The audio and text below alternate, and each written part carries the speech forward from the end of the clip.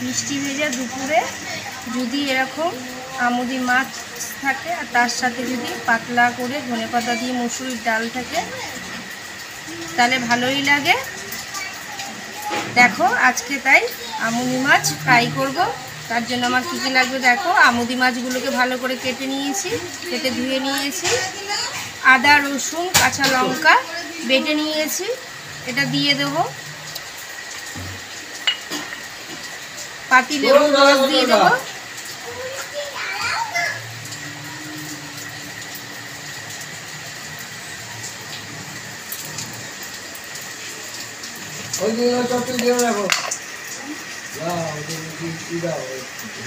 স্বাদ মতো নুন দিয়ে দেবো,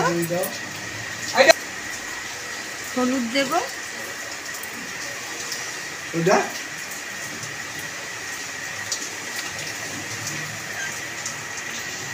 ভালো করে মেখে রাখবো কিছুক্ষণ।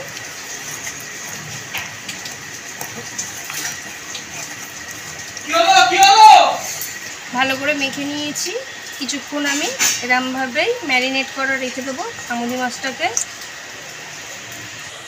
গ্যাস অন করে খালি কড়াই বসিয়ে দিয়েছি, খালি কড়াই গরম হয়ে গেছে। কড়াইতে দিয়ে দেবো সরষের তেল।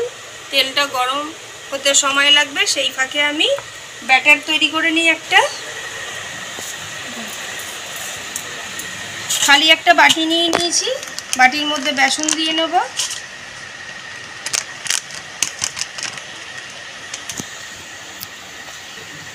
সুজি দিয়ে দেবো একটু,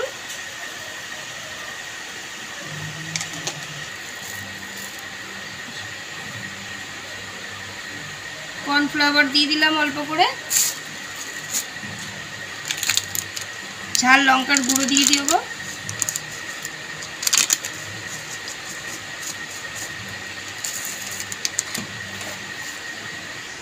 কালো জিরে,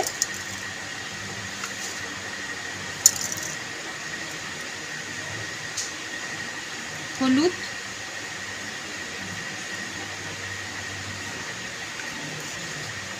স্বাদ মতো নুন, ধনেপাতা কুচি, ভালো করে মিশিয়ে নেব শুকনো অবস্থায়।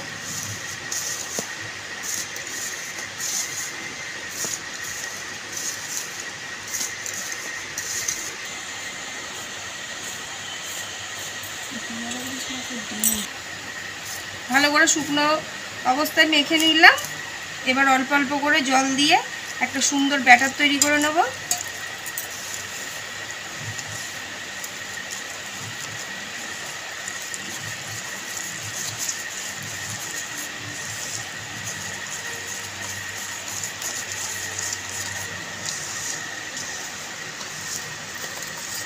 আর একটু জল দেবো।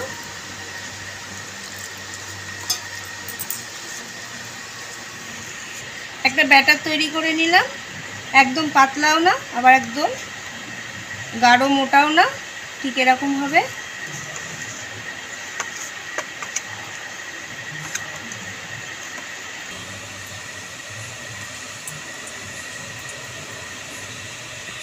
তেল গরম হয়ে গেছে। আগে থেকে যে ম্যারিনেট করে রেখেছিলাম মাছটা এবার ব্যাটারের মধ্যে এরকমভাবে ডুবিয়ে নেব। কটা মাছ দিয়েই নেবো ব্যাটারের মধ্যে। যখন ভাজবো গ্যাসের ফ্লেমটা একটু কমিয়েই ভাজছি, কেননা নাহলে তাড়াতাড়ি লাল হয়ে যাবে।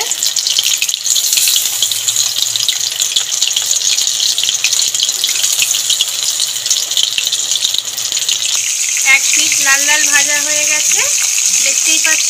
আমি উল্টো পিঠ ঘুরিয়ে দিলাম।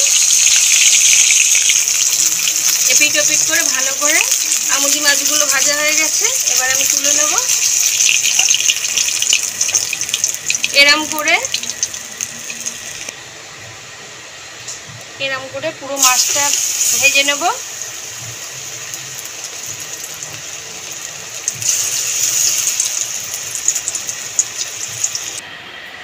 গরম গরম আমুদি মাছ ভাজা হয়ে গেছে। আপনারাও বাড়িতে একদিন করে খেয়ে দেখতে পারেন, আশা করি দারুণ লাগবে।